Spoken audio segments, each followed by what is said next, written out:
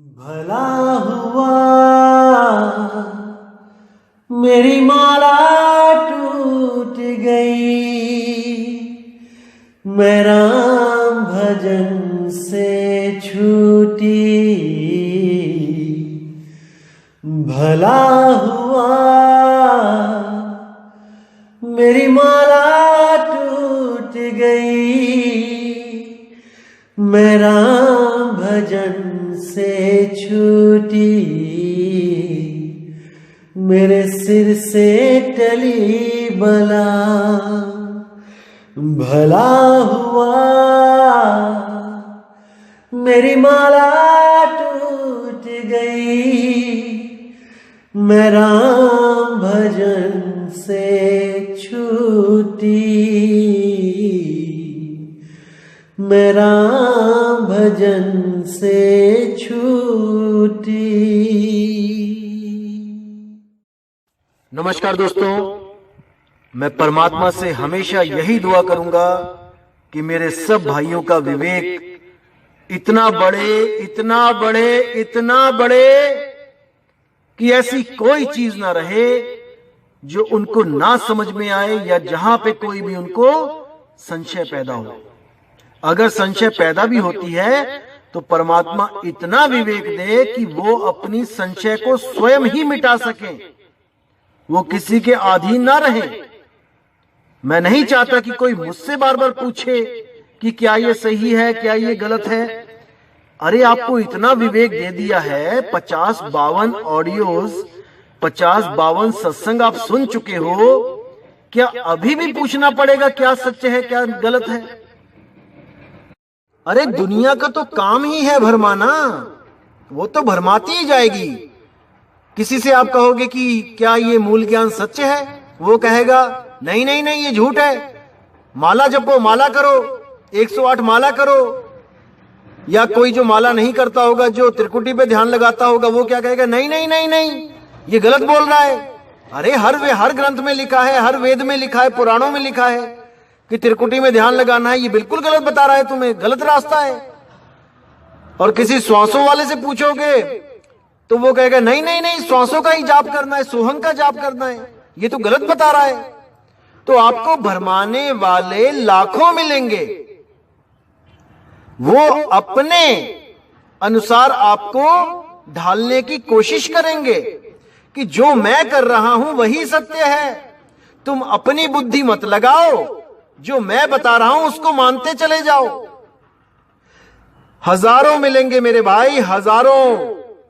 लेकिन परमात्मा ने आपका और मेरा जो मिलन किया है इस चैनल पे, ये केवल इसीलिए किया है ताकि आप भी उस विवेक को प्राप्त कर सको जो गुरु की दया से मुझे प्राप्त है। और मैं कभी नहीं चाहूंगा कि आप मुझसे कम विवेकी रहो, नहीं, मैं चाहूंगा कि मुझसे भी ज्यादा विवेकी हो जाओ। जो चीज मुझे भी समझ ना आए वो आपको आनी चाहिए, तब मेरा आपके सामने आना सफल होगा। जिसे कहते हैं गुरु गुड़ रह गया और चेला शक्कर हो गया। मुझे बहुत खुशी होगी अगर आप उस अवस्था को प्राप्त कर जाओगे। सच मानना मेरे भाई, मैं यहां पर कोई आप लोग पे हुकूमत करने नहीं आया हूं कि आप हमेशा मेरे अंडर ही रहना, जो मुझे सुन रहा है। नहीं, आप मुझसे भी आगे जाना, मुझसे भी आगे बढ़ जाना भाई, लेकिन विवेक में, शब्द में नहीं। शब्द से आगे जाओगे तो कुछ नहीं मिलेगा। अरे आगे खोजे गिर पड़े और पीछे खोजे भुलाए, सार शब्द से आगे खोजे बांधा जमपुर जाए। ये दोहा बहुत बहुत ज्यादा भेद वाला दोहा है, रहस्यमयी दोहा है। इसको खोलने की समर्थता केवल उसी में है जो शब्द का भेदी है, जिसने उसको अनुभव किया है। अन्यथा इस दोहे को खोलने का साहस कोई कर ही नहीं सकता। एक बार फिर सुन लो, आगे खोजे गिर पड़े, पीछे खोजे भुलाए, और सार शब्द से आगे खोजे बांधा जमपुर जाए। जो उस सार शब्द के आगे खोजता है और जो उस सार शब्द के पीछे खोजता है, वो दोनों ही जम की नगरी में पहुंच जाएंगे। उन दोनों का जन्म और मरण कभी समाप्त नहीं हो सकता। जब सार शब्द का आपको भेद बताया जाएगा, उसी वक्त ये दोहा खोला जाता है। तब आपको इस दोहे का पूर्ण अर्थ बिल्कुल समझ में आएगा, गुरु की दया से। तो दोस्तों, आज जो वाणी में आपके लिए खोलने आया हूं, कुछ भेद, रहस्यमयी भेद बताने आया हूं, उसको आपने बहुत ही मन लगा के, पूरा ध्यान लगा के सुनना है। और जो जो एक एक चीज मैं बताने जा रहा हूं, उसको बहुत ही अच्छे तरीके से अपनी आत्मा में बसाना है। उस ज्ञान को अपने अंदर बसाना है, ताकि आपको कोई भ्रमित ना कर पाए, कदापि नहीं। तो दोस्तों, शब्द है, अविगत से चला आया, कोई मेरा भेद मरम नहीं पाया। बहुत सुंदर वाणी है कबीर साहब की, उन्होंने अपने श्री मुख से फरमाई है, और इसमें बहुत गूढ़ भेद छुपे हुए हैं। मैं उम्मीद करूंगा कि आप एक एक चीज को बहुत अच्छी तरह कैच करोगे और अपने आत्म कल्याण के लिए अग्रसर होते जाओगे, होते ही जाओगे। तो कहते हैं, अविगत से चला आया, कोई मेरा भेद मरम नहीं पाया। यानी मैं उस स्थान से आया हूं भाई, जहां का भेद कोई नहीं जानता, कोई भी नहीं जानता। ना तो 3 गुण जानते हैं और ना ही ये मनमाया जानते हैं, जिसको हम कहते हैं। ना तो त्रिदेवा जानते हैं और ना ही अष्टांगी और अलख निरंजन, ये दोनों नहीं जानते उस भेद को। मैं वहां से आया हूं। ना मेरा जन्म न गर्भ बसेरा, बालक हो दिखलाया, काशी नगर जल कमल पर डेरा, वहां जुलाहे ने पाया। कि भाई, जब मैं इस दुनिया में आता हूं, तो मैं कभी गर्भ में होके नहीं आता 9 महीने की जेल काट के। समझ जाओ इस बात को। जब शब्द गुरु इस दुनिया में आता है अपना भेद बताने, तो वो कभी गर्भ के रास्ते से नहीं आता, क्योंकि गर्भ के रास्ते से केवल और केवल जीव आता है। जीव, ये जीव क्या होता है, इसके बारे में मैं अगली ऑडियो में आपको जरूर खोल के बताऊंगा, और आपके पूरे समझ में आएगा कि आखिर जीव और आत्मा में फर्क क्या है। ये सुनने में, देखने में तो एक सी लगती है कि जीव और आत्मा, लेकिन जमीन आसमान का अंतर है इसमें। जब आप इसको समझ जाओगे, तब आपको समझ में बिल्कुल आ जाएगा कि आप जीव हो या आत्मा हो। तो दोस्तों, क्या बोलते हैं, ना मेरा जन्म न गर्भ बसेरा, बालक होए दिखलाया, काशी नगर जल कमल पर डेरा, वहां जुलाहे ने पाया। कि जब मैं इस दुनिया में आया, वैसे तो सतगुरु हर युग में आते हैं, लेकिन ये कलयुग की खबर बता रहे हैं कि जब कलयुग में मैं आया, तो काशी में लहर तारा, जो वहां तालाब है, उसमें जो कमल का फूल, उसके ऊपर मैं प्रकट हुआ। अब कमल के फूल पे ही क्यों प्रकट हुए, इसमें भी एक भेद है। क्योंकि मैं आया तो दुनिया में हूं, इस दुनिया रूपी कीचड़ में आया तो हूं, लेकिन मैं कमल की तरह बिल्कुल साफ सुथरा ही रहूंगा और साफ सुथरा ही यहां से चला जाऊंगा। कमल कीचड़ में रहता हुआ भी कीचड़ का पानी उसे छू नहीं सकता। कमल पानी से, कीचड़ से निर्लेप रहता है। तो साहिब क्या कहते हैं आगे, कि वहां पर मुझे, जब मैं कमल के फूल पे प्रकट हुआ, तब मुझे वहां पे एक जुलाहा दंपति ने प्राप्त किया और मुझे अपना बालक बना के ले गए। इसलिए मैं जुलाहा कहलाया, मुस्लिम कहलाया। वैसे मेरी कोई जात पात नहीं थी। कुछ ब्राह्मणों ने ये अफवाह फैलाई कबीर साहब के जाने के बाद कि कबीर साहब एक ब्राह्मणी विधवा के नाजायज बच्चे थे, देखो, ब्राह्मण क्यों बोला? क्योंकि भाई ज्ञानी थे। अब शूद्र बोलेंगे तो फिर ज्ञानी शूद्र हो जाएगा, ये तो भाई काम खराब हो जाएगा। इसलिए ज्ञानी तो रख लिया अपने धर्म का कि हां ब्राह्मणी के पुत्र थे, लेकिन नाजायज बना दिया। अब देखो, कोई पूछने वाला नहीं मिलता कि वो कौन सी ब्राह्मणी थी जो ये कुकर्म करती थी। अरे उसके ससुर का क्या नाम था, उसके पति का क्या नाम था, किसी ने नहीं पूछा। किताबों में लिखा और सबने पढ़ लिया, रट लिया। अरे भाई, ऐसी कुलच्छणी, ऐसी कुकर्मी ब्राह्मणी थी कौन? उसका नाम तो बता दो, जो विधवा होने पे भी बच्चे पैदा कर रही है। कोई नहीं पूछता, बस सब लिखे पड़े हुए पड़े हैं, बस लिखा है वहां लिखा है। अरे मेरे भाई, विवेक बुद्धि लगाओ। जब युगों युगों पुराने रामचंद्र के पिता माता सबका पता है, सीता जी के पिता माता सबका पता है, कृष्ण जी के पिता माता, यशोदा के पिता माता सबका पता है, तो इस ब्राह्मणी का पिता माता कहां है? इसके पति कौन है? कोई खबर तो लो, किसने देखा कि वो ब्राह्मणी ही थी? क्या उसने बताया नहीं कि वो ब्राह्मणी किस गांव की थी, उसका पति कौन था, कब मरा था, कौन ससुर था?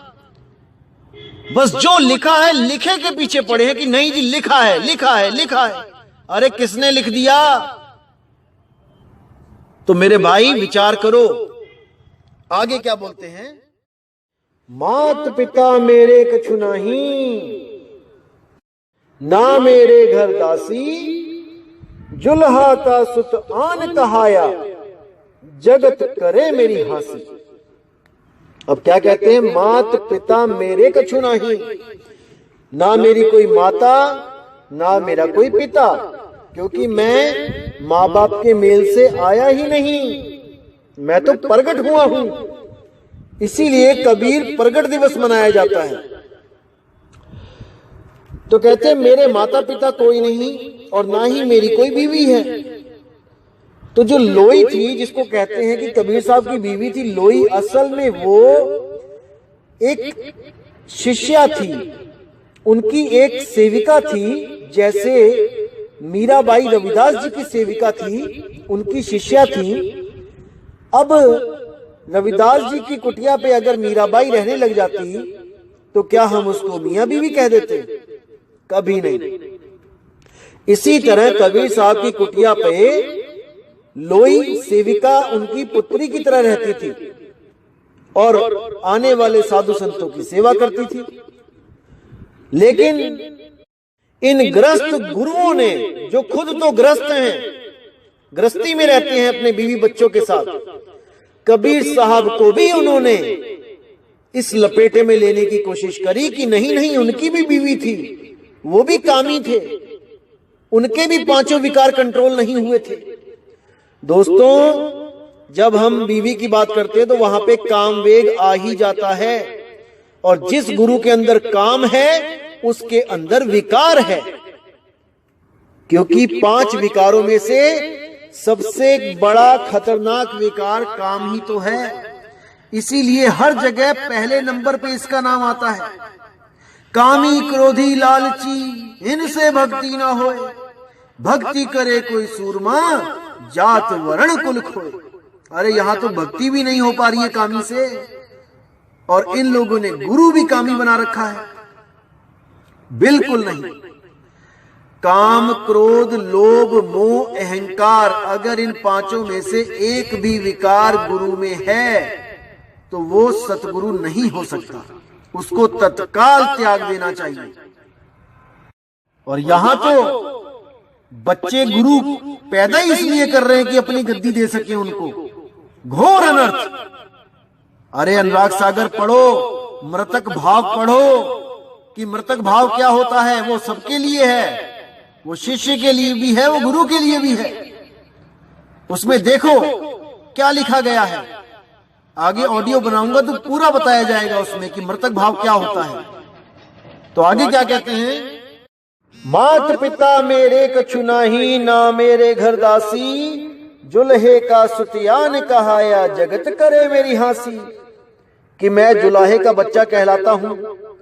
सब मुझे कहते हैं कबीर जुलाहा, कबीर जुलाहा, और मुझे हंसी आती है कि देखो मैं कहां से आया था और इन लोगों ने मुझे क्या बना दिया, जुलाहा बना दिया। खैर, जो बनाया मुझे मंजूर है, क्योंकि मुझे पता है कि ना तो मैं हिंदू, ना मैं मुसलमान, ना मैं जुलाहा, ना मैं चमार, ना मैं राजपूत, ना मैं ब्राह्मण। ये सब तो भरमजाल है भाई। इस भरमजाल में ये खुद भी फंसे हैं और मुझे भी लपेट रहे हैं। तो आगे क्या कहते हैं? 5 तत्व का धड़ नहीं मेरा, जानू ज्ञान अपारा, सत्य स्वरूपी नाम साहिब का, सोई नाम हमारा। बहुत बहुत बहुत बड़ा भेद छुपा है इसमें। इसको पूरा कैच करने की कोशिश करो मेरे भाइयों। कहते 5 तत्व का धड़ नहीं मेरा, यानी इन 5 तत्वों का शरीर नहीं है मेरा। कोई सोचे कि मैं किसी हवा, पानी, आग, धरती इससे बना हूं, नहीं। ये शरीर बिल्कुल वैसा ही है जैसे एक इंद्रधनुष दिखाई देता है। देखने में अलग अलग रंग दिखाई देते हैं साथ, लेकिन उसको कोई पकड़ नहीं सकता। अगर कोई पकड़ने भी जाएगा तो वहां पे उसको कुछ दिखाई नहीं देगा, वो पकड़ नहीं पाएगा। तो केवल लोगों को दिखाने के लिए एक इंसान का शरीर धारण करके तेज पुंज यानी प्रकाश पुंज का एक रूप धारण करके मैं इस दुनिया में आया।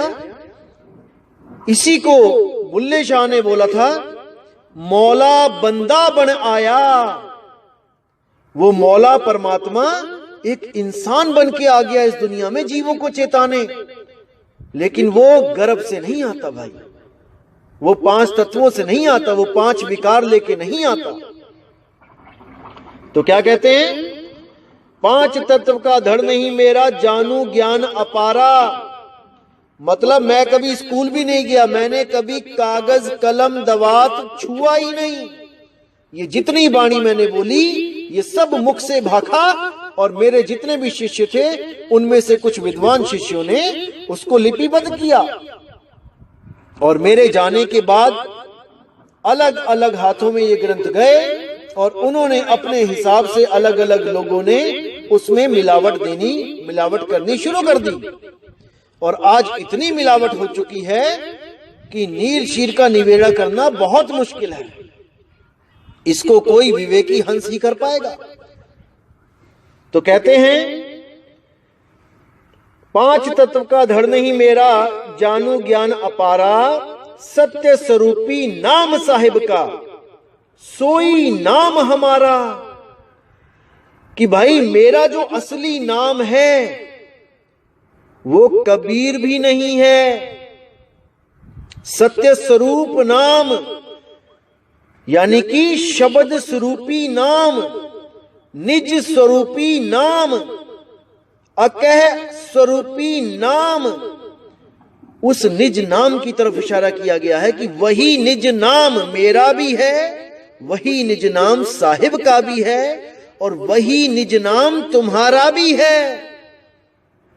हम सबका एक ही नाम है, निज नाम, जिसका सतगुरु भेद बताते हैं।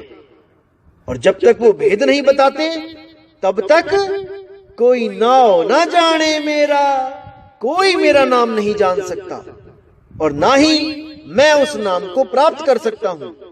ये पंडित लोग ये मेरा नाम तो धर सकते हैं, जब मैं अपना नामकरण करवाने जाऊं, मेरे माता पिता जाएं, लेकिन ये मेरी आत्मा का नाम नहीं बता सकते।